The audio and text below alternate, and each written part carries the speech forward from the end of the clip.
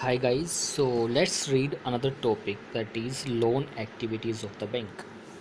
So far we have seen the mechanism money as a medium of exchange and different type of currencies. So let us take the story of bank further. So simply अब जो next topic है वो ये कहना चाहता है कि जो लोन एक्टिविटीज़ है बैंक की वो क्या क्या होती हैं, किस तरह से होती है और बैंक किस तरह से लोन एक्टिविटी को करता है। देखो, जो पैसा आप बैंक में डिपॉजिट कराते हो, मतलब जो आप डिपॉजिट कराते हो बैंक उनके साथ क्या करता है, तो ये काफ़ी इंटरेस्टिंग मैकेनिज़्म है। देखो, बैंक जो छोटा स्मॉल प्रपोर्शन है वो खुद अपने पास रखता है कैश में। फॉर एग्जांपल, इंडिया में आज के दिन लगभग 15% of their deposit as cash. आज के दिन बैंक है वो लगभग 15% एज ए कैश होल्ड करके रखते हैं अकाउंट में। And this is kept as the provision to pay the depositor who might come to withdraw money from the bank on the given day.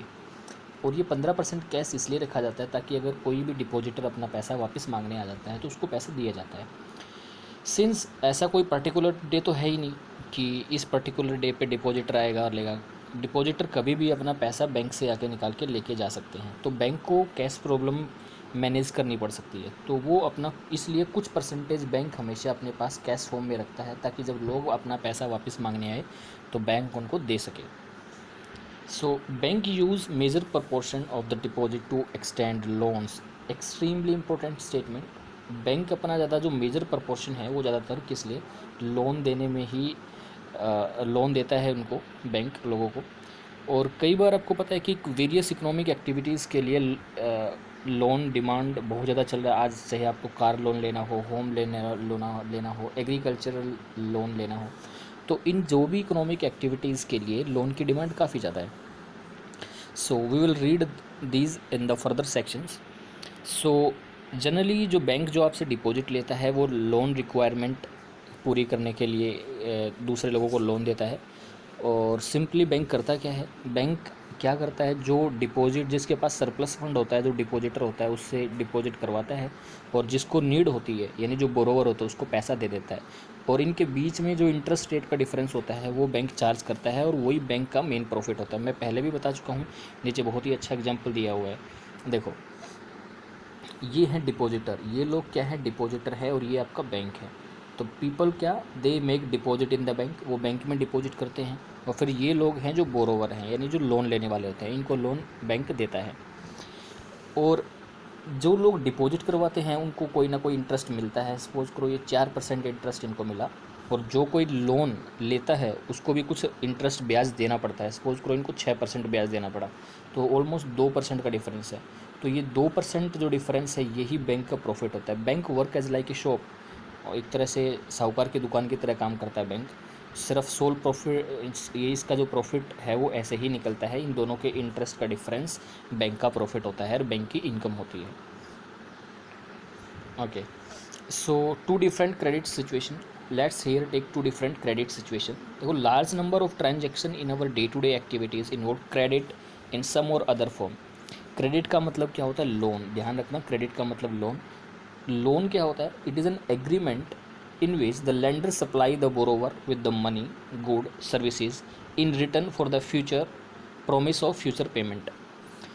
Simple है, यहाँ पे ये कहना चाह रहा है कि एक लोन एक ऐसा एग्रीमेंट है जहाँ पे लेंडर है, एक लेंडर होता है जो देने वाला होता है, और बोरोवर होता है जो लोन लेने वाला होता है। तो लेंडर बोरोवर को लोन देता है और बाद में बोरोवर एक फ्यूचर प्रॉमिस करता है कि ये इसको वापस देगा। Okay, so let's understand this situations with two given examples. देखो, एक आता फेस्टिवल सीज़न। फेस्टिवल सीज़न में it is a festival season off 2 month from now. For shoe maker है एक स्लीम, उसके लिए फेस्टिवल सीज़न है। उनको मतलब टाउन में 3000 पेयर शू बनाने का वो मिला है काम। तो उसे अपना प्रोडक्शन टाइम पे कंप्लीट करने के लिए उसको कुछ वर्कर हायर करने पड़ेंगे स्टिचिंग के लिए, पेस्टिंग वर्क के लिए। तो उसे फर्दर रॉ मटेरियल ख़रीदना पड़ेगा, अपने जो एक्सपेंस है वो भी उसने पूरे करने हैं। तो स्लीम के पास 2 तरह के सोर्स है जिससे वो लोन ले सकता है। पहला तो या तो वो लेदर सप्लायर से ये पूछे कि लेदर सप्लाई करे अभी के अभी, ताकि वो उसे बाद में पेमेंट दे देगा। सेकंड, वो क्या है, लोन ले ले कैश से और एडवांस पेमेंट कर दे 1000 शूज़ की, ताकि वो उसको बाद तो उसको दे सके। सिंपल, या तो वो लेदर कंपनी जो भी है उसको लेदर दे दे और बाद में उसकी पेमेंट कर दे, या वो लोन ले ले ताकि पहले पेमेंट करके वो काम कर सके। तो see, so end of the month Salim is able to deliver the order, Salim को ऑर्डर डिलीवर हो गया, उसने अच्छा खासा प्रॉफिट मंगा लिया, बना लिया, और जिससे उसने पैसा लिया था उसको वापस कर दिया, सिंपल। तो इन केस ऑफ सलीम जो क्रेडिट है वो किस लिए यूज़ हुआ? The credit was use to meet the capital need of the production, और जो क्रेडिट उसको मिला उससे जो उसके ऑन गोइंग एक्सपेंसेस थे प्रोडक्शन के, वो टाइम पे कंप्लीट कर पाया और उसकी अर्निंग बढ़ी। Therefore credit play an important role in what, therefore credit play a vital and positive role in this situation. बिना क्रेडिट के शायद वो कुछ कर नहीं पाता। अगर सपोज करो जो लेदर कंपनी थी उसको लेदर ना देती, बिना पेमेंट ना भी दे, और लेकिन कैश में तो उसको देना ही पड़ेगा, तो कैश कितना इंपॉर्टेंट रोल प्ले करता है। तो it is a important that cash loan play an important role. Second, Swapna है एक लेडी। स्वापना एक स्मॉल फार्मर है जो कि ग्राउंड नट ग्रो करती है, जो 3 एकड़ लैंड है उसकी, और she takes loan from money lender. उसने मनी लेंडर से लोन लिया, गांव के साहूकार से लोन लिया, ताकि वो अपना कल्टीवेशन के एक्सपेंस को पूरा कर सके। और वो उसको लोन कब देगी? जब उसको हार्वेस्ट के टाइम पे उसका लोन वापस करने वाली है वो। लेकिन मिड वे क्या हुआ, सीजन के टाइम पे जो क्रॉप थी वो पेस्ट के द्वारा अटैक हुई, काफ़ी ज़्यादा नुकसान हो गया, उसका क्रॉप फेल हो गई। तो स्वापना को डेफिनेटली एक्सपेंसिव पेस्टिसाइड छिड़कने पड़ेंगे। अगर वो नहीं उस पर पेस्टिसाइड लगाएगी तो शायद उसकी क्रॉप नहीं बचेगी। यहाँ पे the story is different, because she would not able to pay money lender his डेप्ट बैक। तो ऐसे चलते चलते उसका जो क्रेडिट है जो उसने लिया था मनी लेंडर से, वो रीपे नहीं कर पाएगी, जिसके कारण उसको डेप्ट काफ़ी ज़्यादा बढ़ जाएगा। और नेक्स्ट ईयर स्वापना को फ्रेश लोन लेना पड़ेगा कल्टीवेशन के लिए, जो कि उसे लेना ही पड़ेगा, अदरवाइज़ उसका काम चलेगा नहीं। और पुराना डेप्ट उसने दिया नहीं और नया ले लिया, तो इस तरह से एक डेप्ट साइकिल क्रिएट हो जाती है, जिसके चलते वो शायद कभी लोन अपना ना चुका पाए। तो see how way vicious cycle create. Same होता है अपने इंडिया में भी सेम होता है। हमारे यहाँ के किसान हैं वो मनी लेंडर या बैंकिंग से लोन लेते हैं, फिर बाद में जो उनकी जो क्रॉप है वो कई बार बारिश नहीं होती, कई बार पेस्ट अटैक, काफ़ी तरह से उतनी पैदावार होती नहीं है और उसको उतनी प्रोडक्शन होती ही नहीं है, तो फिर से उसको बैंक से लोन लेना पड़ता है विदाउट रिपेइंग अर्लियर। तो ऐसे चलते चलते कैसी विशियस साइकिल क्रिएट हो जाती है कि वो लोन रीपे कर ही नहीं पाता। इसलिए आपने कई बार सुना होगा कि किसानों के ब्याज और जो ऋण है वो माफ़ कर दिए गए हैं। सो this is the case. So rural area में जो क्रेडिट की जो डिमांड है वो काफ़ी ज़्यादा है, क्योंकि क्रॉप प्रोडक्शन जो होती है वो काफ़ी ज़्यादा चीज़ होती है, उसमें काफ़ी ज़्यादा कंसिडरेबल कॉस्ट जुड़ी होती है। किस चीज़ की? सीड की, fertilizer, pesticide, water, electricity, repair of equipment, ये सारे के सारे चीज़ लगते हैं, otherwise the crop we can not produce. So ये जो लगभग ये जो साइकिल है 3 से 4 महीने का होता है लगभग, कोई भी फार्मर जब भी करता है बाइंग से लेके, मतलब सोइंग से लेके सेलिंग तक। सो फार्मर को यूजुअली काफ़ी ज़्यादा जो फर्स्ट स्टेप है वो लोन लेना पड़ता है, और हार्वेस्ट के टाइम पे उसको रीपे करना पड़ता है। और जो रीपेमेंट ऑफ लोन है ये काफ़ी ज़्यादा क्रूशियल है, क्योंकि जो उसकी इनकम होगी जो फार्मिंग से करेगी उस चीज़ पे काफ़ी ज़्यादा डिपेंड करता है। अगर स्वापना का केस हम डिस्कस करें तो उसने जो लोन रीपेमेंट उस केस में काफ़ी ज़्यादा इम्पॉसिबल दिखाई देती है, क्योंकि पेस्ट अटैक होने के कारण उसकी क्रॉप प्रोडक्शन ज़्यादा नहीं हुई, जिसके कारण वो कई बार उसको अपने लैंड का कुछ हिस्सा बेचना पड़ता है। और क्रेडिट इंस्टेड ऑफ हेल्पिंग, अगर उसे क्रेडिट मिल जाता टाइम पे, अगर लोन मिल जाता तो शायद ऐसी कंडीशन उसकी नहीं आती। और this is commonly known as डेब्ट trap, I already discuss this. So credit in this case push the borrower into situation from recovery is very painful. जहाँ पे रिकवरी बहुत ज़्यादा पेनफुल होती है, कई बार क्रेडिट उसको इस सिचुएशन में डाल देता है। तो in one situation credit helps to earning increasing. एक सिचुएशन में तो क्रेडिट क्या है, सलीम के केस में क्रेडिट हेल्प कर रहा है ताकि वो रिकवर कर सके, but in case of Swapna it is very much difficult to pay his डेप्ट because of the crop failure. So कई बार क्रेडिट बहुत सारे लोगों को डेप्ट ट्रैप में डाल देता है, और कई बार उसे अपना लैंड प्रपोर्शन भी, जो लैंड है वो भी बेचनी पड़ती है। तो she is clearly much worse than of other before.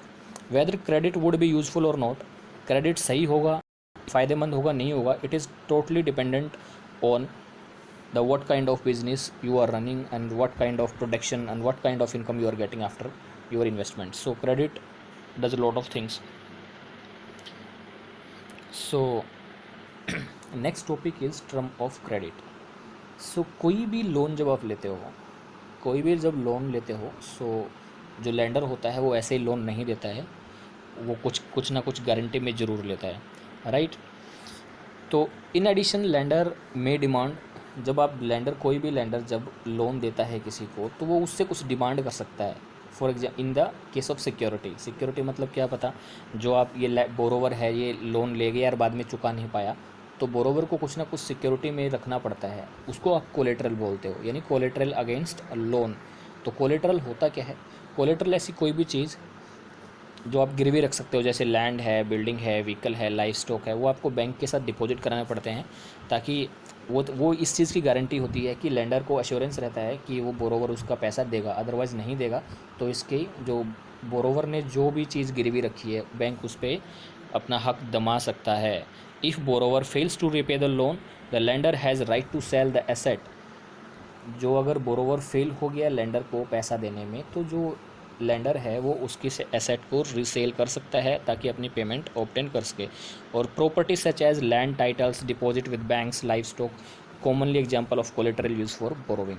तो जनरली कोलेटरल जो यूज़ की जाती हैं बैंक से लोन लेने के लिए, या तो वो लैंड होती, कई बार ज़मीन गिरवी रखी जाती है, या फिर जो लाइफ स्टॉक होता है वो गिरवी रखा जाता है।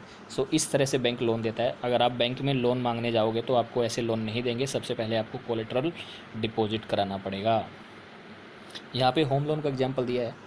देखो मेगा है, उसने 5 लाख रुपए का लोन लिया है बैंक से हाउस परचेज करने के लिए, जिसका एनुअल इंटरेस्ट रेट 12% है, और लोन 10 साल में देना है, मंथली इंस्टॉलमेंट। मतलब 12% क्या है, सिंपल इंटरेस्ट रेट है, जैसे यहाँ पे भरना आपको 12%, और लोन की ड्यूरेशन लगभग 10 साल है, हर महीने उसको देनी है। मेगा को अपने बैंक में सारे डॉक्यूमेंट जमा कराने पड़ते हैं, उसका एम्प्लॉयमेंट रिकॉर्ड वगैरह सब कुछ।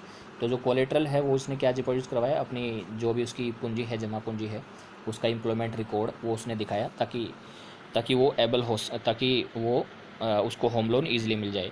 तो जब भी आप होम लोन लेते हो तो आपको बहुत सारी चीज़ें डिपॉजिट करानी पड़ती है। इस एग्जांपल का यहाँ पे मेन मोटो क्या था भाई, कि कितना अमाउंट उसने लोन लिया, कितने ड्यूरेशन के लिए, क्या डॉक्यूमेंट ली, क्या इंटरेस्ट रेट लिया, मोड ऑफ पेमेंट क्या था। मोड ऑफ पेमेंट मतलब सिंपल उसकी इंस्टॉलमेंट में कई बार पैसा आता है, सिंपल कि जैसे which will be return to mega only when she pay the entire loan with interest.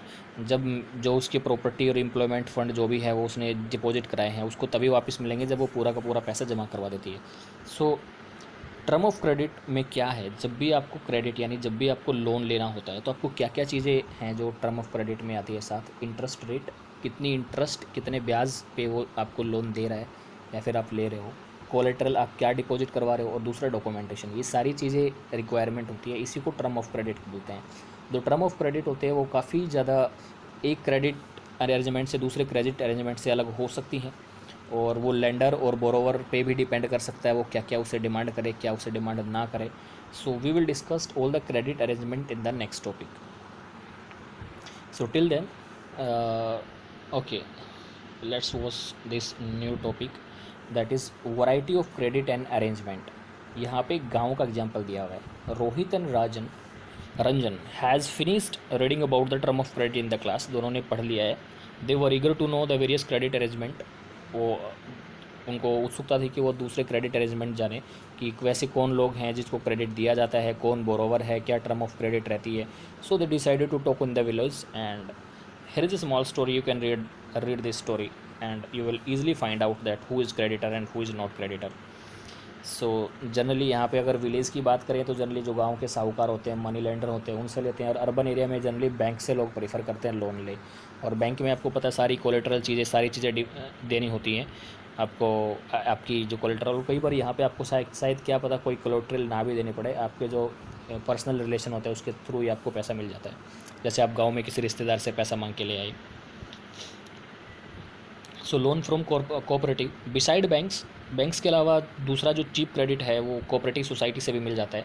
और कोऑपरेटिव सोसाइटी देखो, तो ये जो कोऑपरेटिव सोसाइटीज़ हैं ये कई बार जैसे बहुत सारे लोग होते हैं वो मिलके कुछ पैसा डालते हैं, यहाँ पे पैसा डाल दिया, ये एक फ़ंड क्रिएट हो जाता है। बाद में ये फ़ंड वो यूज़ करते हैं किसी को, इन्हीं मेंबर्स को लोन देने के लिए। तो ऐसे बहुत सारे कोऑपरेटिव चल रहे हैं, जैसे farmer cooperative, weaver cooperative, traditional industrial worker cooperatives, ऐसे बहुत सारे कोऑपरेटिव्स हैं। जैसे कृषक कोऑपरेटिव फंक्शन है जो सोनपुर में है, लगभग वहाँ पे 2300 फार्मर इसके मेंबर हैं। वो अपना पैसा है वो मेंबर्स यहाँ पे डिपॉजिट करवाते हैं और कुछ थोड़ा बहुत कोलेटरल लेते हैं, और बाद में ये जो कोऑपरेटिव है इनको पैसा दे देती है। सिंपल, ताकि वो बाद में उसको रीपे कर सके। तो कृषक कोऑपरेटिव है, ये agriculture implement loan for cultivation, agriculture trade, fishery loan, loan for construction of houses, काफ़ी वैरायटी ऑफ एक्सचेंज के लिए पैसा देती है। सिंपल, एक ऐसी चीज़ जैसे मदर डेयरी है, ये अमूल है, ये सारे कोऑपरेटिव ही हैं जो काम करते हैं बिल्कुल। So the next topic is the formal sector credit in India. Formal sector क्या होता है और informal sector, you will learn in this topic. So we have seen that above example from obtain loan from various sources, कि जहाँ से आपको loan मिलता है अलग अलग, उसको आप दो भागों में डिवाइड कर सकते हो, formal sector loan and informal sector loan. जो आप बैंक से, कोऑपरेटिव से, वहाँ से लोन लेते हो उनको बोलते हैं फॉर्मल सेक्टर लोन, और जो आप फ्रेंड से, रिलेटिव से, मनी लेंडर से, उनको बोलते हैं इनफॉर्मल सेक्टर ऑफ लोन। सो यहाँ पे एक ग्राफ दिखाया हुआ है रूरल हाउस होल्ड का 2012 का। तो इसमें देखो, अगर गांव में देखा जाए तो जनरली 33% लोग ऐसे हैं जो आज भी मनी लेंडर से पैसा लेते हैं, गांव के साहूकार से। 8% ऐसे लोग हैं जो अपने फ्रेंड, रिलेटिव से पैसा लेते हैं। कुछ 25% कोऑपरेटिव बैंक से लेते हैं, कुछ कमर्शियल बैंक से लेते हैं, कुछ लैंड लॉर्ड से लेते हैं, कुछ ऐसे एक्सीडेंटल इंश्योरेंस गवर्नमेंट से लेते हैं कई बार। तो ऐसे इसको काफ़ी सारी ऐसी चीज़ें हैं जहाँ से वो लोन लेते हैं, पैसों का जुगाड़ कर ही लेते हैं। तो फॉर्मल सेक्टर देखते हैं। तो फॉर्मल सेक्टर का मतलब the bank, the loan you take from bank and cooperatives, और इनफॉर्मल सेक्टर का मतलब the loan you take from money lender, trader, employer, relative. Simple. So you can see then in the graph that how the various sources of credit to rural household in India, कि गाँव के लोग कहाँ कहाँ से loan लेते हैं, कहाँ कहाँ से लोग नहीं लेते हैं। Is more credit coming from formal sector और इनफॉर्मल सेक्टर। दूसरा क्वेश्चन ये है, तो ज़्यादातर सोर्स है वो कहाँ से आ रहा है, फॉर्मल सेक्टर से आ रहा है, इनफॉर्मल सेक्टर से क्रेडिट आपको मिल रहा है।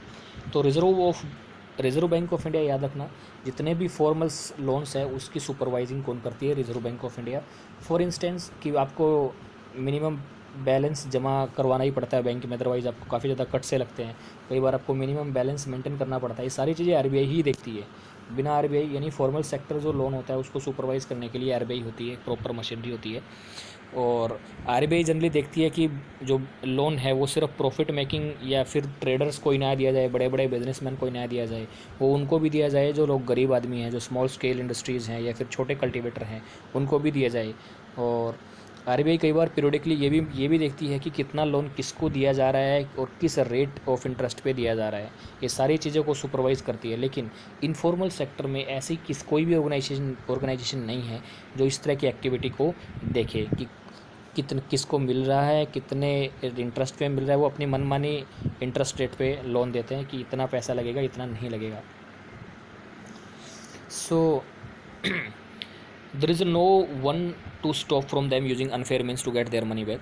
और जनरली बैंक से अगर आप लोन लेते हो तो स्टैंडर्ड प्रोसीजर होता है कि आपको ऐसे लोन रीपे करना है। लेकिन आप किसी साहूकार, फ्रेंड, रिलेटिव से लेते हो तो कई बार आपने देखा होगा कि लोग पैसे ले जाते हैं, फिर लड़ाइयाँ होती है।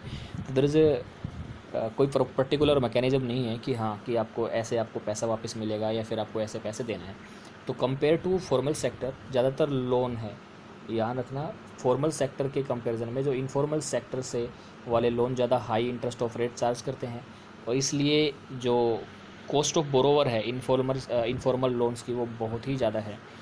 और जनरली जो higher cost of borrowing means, higher cost of borrowing का मतलब क्या है कि सिंपल है, जो लोन उसने लिया है उस पर उसको काफ़ी ज़्यादा ब्याज देना पड़ता है, और फिर बाद में जो ब्याज देना पड़ता है तो जो लोग हैं उनके पास बहुत ही ज़्यादा कम इनकम बचती है, वो काम नहीं कर पाते। और इसका मतलब सिंपल है, अगर ऐसा केस चलता रहा तो जो बोरोवर की इनकम है वो बहुत ही ज़्यादा कम हो जाती है, और इससे ज़्यादा उसका जो ब्याज दर है वो बहुत ज़्यादा बढ़ जाती है और वो ऋणी हो जाता है। जैसे आपने दूसरे ऊपर एग्जाम्पल पढ़े होंगे तो उनमें देखा होगा। इसके चलते वो क्या पता दोबारा अपनी इंटरप्राइजेस स्टार्ट ना करे, उसको अपनी ज़मीन बेचनी पड़ जाए, ये काफ़ी सारी प्रॉब्लम्स है। तो for the reasons bank and cooperative society need to lend more.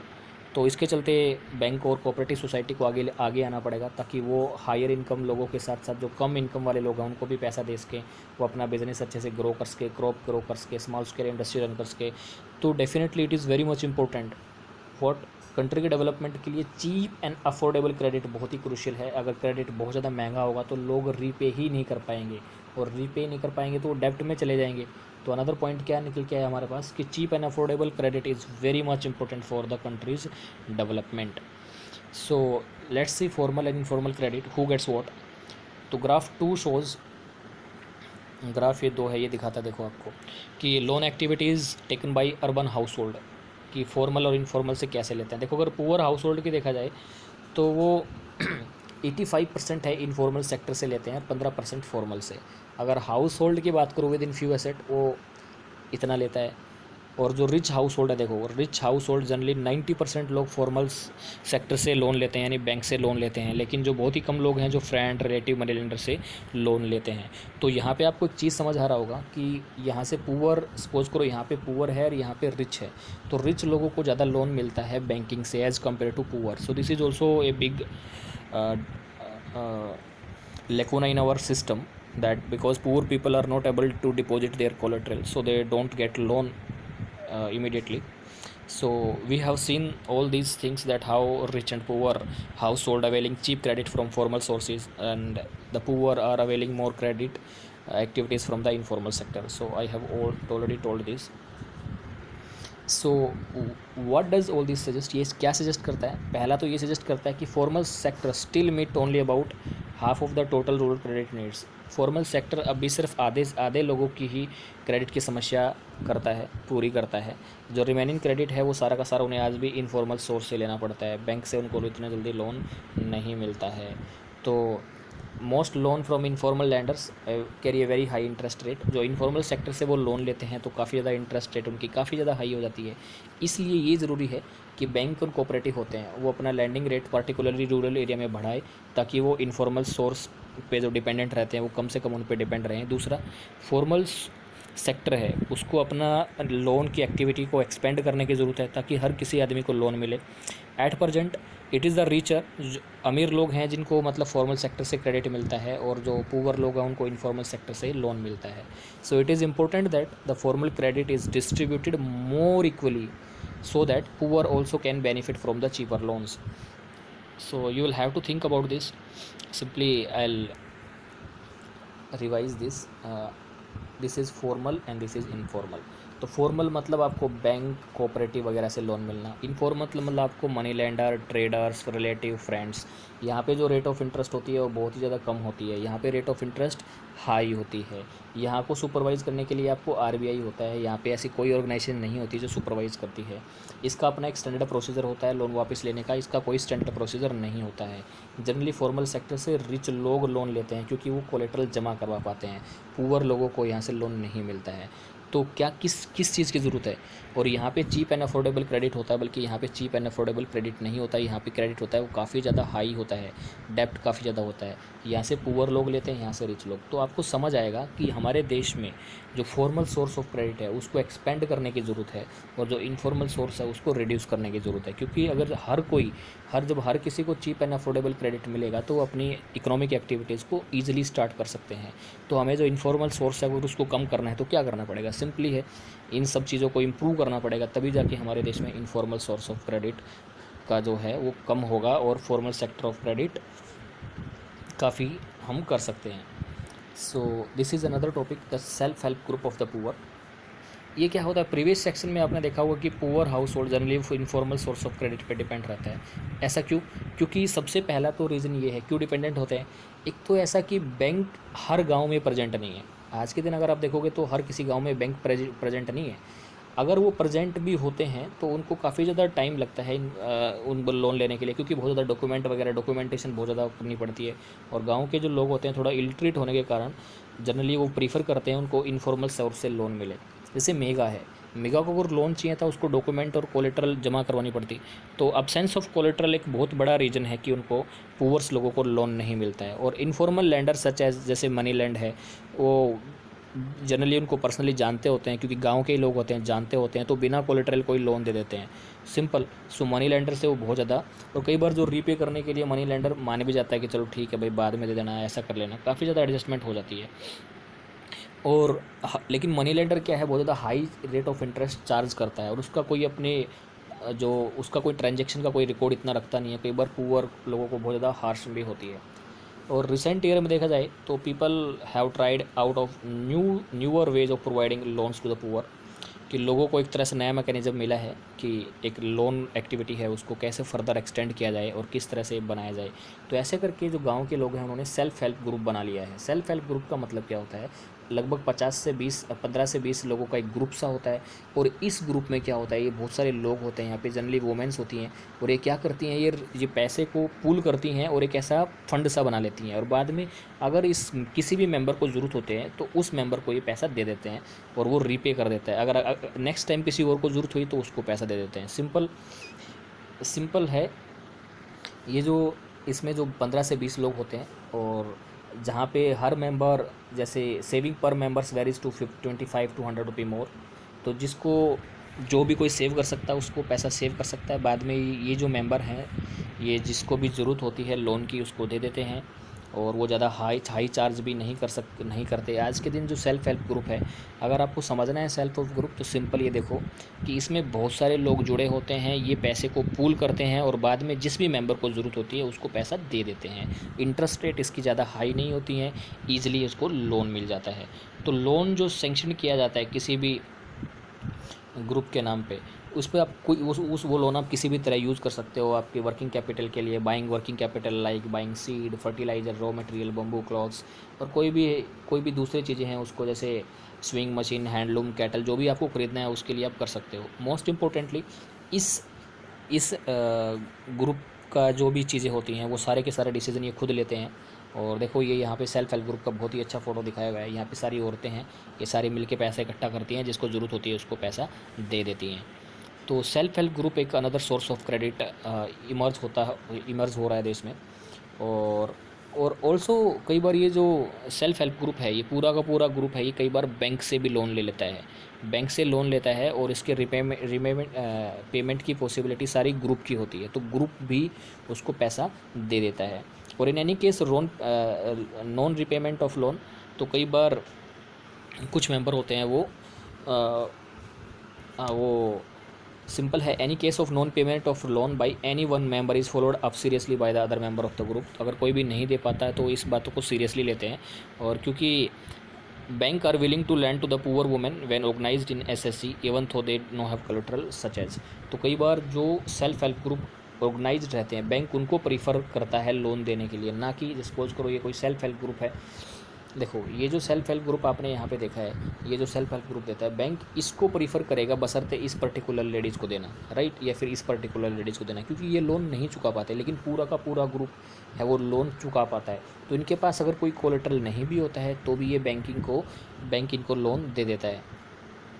तो सेल्फ हेल्प बोरोवर हैं, वो इस प्रॉब्लम को ओवरकम करने के लिए, जो कोलेटरल की प्रॉब्लम को ओवरकम करने के लिए उन्होंने सेल्फ हेल्प ग्रुप बनाया था। और कई बार इनको टाइमली लोन मिल जाता है रिजनेबल रेट्स पे। और मोर ओवर जो सेल्फ हेल्प ग्रुप है वो एक तरह से बिल्डिंग ब्लॉक है पुअर्स लोगों के लिए। Not only it does help to women to become a financially self reliant, but वो काफ़ी ज़्यादा चीज़ें हैं। ये सिर्फ उनको, ये जो सेल्फ हेल्प ग्रुप है, ये सिर्फ लोन लेने के लिए नहीं है कि बैंक से लोन ही लेना है। ये यहाँ पे काफ़ी सारी चीज़ें डिस्कस करते हैं, डोमेस्टिक वायलेंस की चीज़ें, हेल्थ रिलेटेड इश्यूज़, काफ़ी सारे और भी इश्यूज़ हैं जो इनको कर सकते हैं। मतलब यहाँ पे ये डेमोक्रेटिक के प्रिंसिपल को और ज़्यादा स्ट्रेंथन कर रहे हैं, सिंपल। तो it is very much important. यहाँ पे बांग्लादेश में एक ग्रामीण बैंक ऑफ बांग्लादेश है, तो एक ग्रामीण बैंक ऑफ बांग्लादेश की काफ़ी सक्सेस स्टोरी है। यहाँ पे पुअर लोगों को जो क्रेडिट नीड है बहुत ही रिजनेबल रेट पे दिया जाता है। ये 1970 में स्टार्ट हुआ था ग्रामीण बैंक इन 2014। लगभग इसके 8.63 मिलियन मेंबर्स और लगभग 81,390 village separate across the Bangladesh. मतलब इसकी जो प्रजेंस है वो बहुत ही ज़्यादा डीपर एरिया तक है, रूरल एरिया तक है। और ऑलमोस्ट कोई भी बोरोवर है जो वोमेन है और जो पुअर सेक्शन से बिलोंग करती है वो लोन ले सकती है। और यहाँ पे ये भी है, not only poor women reliable borrower but they can start their variety of small income generating activity successfully. तो यहाँ पे ये जो वुमेन है, ये जो बांग्लादेश का ग्रामीण बैंक है, ये काफ़ी ज़्यादा सक्सेसफुल स्टोरी है। ये वहाँ के लोग बहुत अच्छे तरीके से मैनेज करते हैं क्रेडिट एक्टिविटीज़ को। देखो यहाँ पे एक बांग्लादेश का नोबेल प्राइज़ विनर है जिसको नोबेल प्राइज़ मिला था पीस के लिए, मोहम्मद यूनुस। उसने कहा है, if credit can be made available to the poor people on terms and condition that are appropriate and reasonable, these millions of small people can with their millions of small pursuit can add up to create bigger development wonder. ये कहना चाहता है कि अगर credit है, अगर वो गरीब लोगों को एक अप्रोप्रिएट टर्म एंड कंडीशन पे अगर उनको दिया जाए, एक रिजनेबल रेट पे दिया जाए, तो ये अनदर डेवलपमेंट वंडर हो सकता है किसी भी देश के लिए. So it is very much important to provide cheap and affordable credit to the poor peoples so that they can start their economic activities. Okay, to summing up, so in this chapter you have looked that modern form of money and how they are linked with banking system. On one side the depositor who keep their money in the bank, and on the other side it is the borrower who take loan from this bank. Economic activity required for the credit, कि आपने credit के positive और negative impact भी देखे, और credit कैसे available होता है इनफॉर्मल और फॉर्मल सोर्सेज में. और आपने ये भी देखा कि कौन फॉर्मल सोर्स से लोन मिलता है किसको. जैसे फॉर्मल सोर्स को देखा जाए तो रिचर हाउस होल्ड को मिलता है, इनफॉर्मल में जनरली पुअर लोग डिपेंडेंट रहते हैं. सो it is very much essential that total formal sector credit increase, so that ये बहुत ज़रूरी है कि जो फॉर्मल सेक्टर की जो लैंडिंग है वो बढ़े as compare to informal sector. तो bank, cooperative society, small help group, ये ज़्यादा से ज़्यादा बनना चाहिए ताकि कंट्री के डेवलपमेंट में और भी ज़्यादा हमें कंट्री की डेवलपमेंट ज़्यादा से ज़्यादा हो और लोगों को चीप एंड अफोर्डेबल क्रेडिट मिले. सो this is the exercise, very easy exercise, and if you have any problem then let me know in the comment section. Till then, you enjoy your reading at home, stay safe. Goodbye.